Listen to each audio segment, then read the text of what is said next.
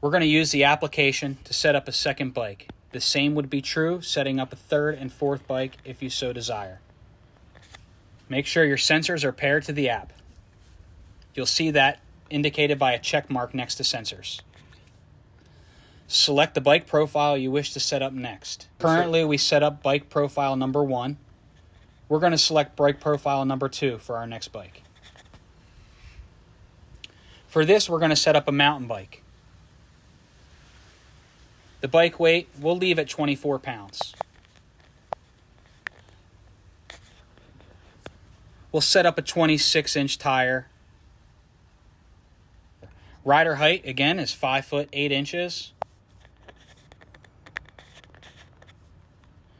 And the rider weight is still 175 pounds.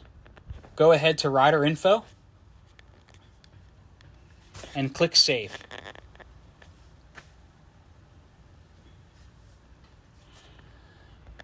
Bike number 2 is now activated. When you get to that bike, go ahead and do the sensor pairing just as you did with the first bike.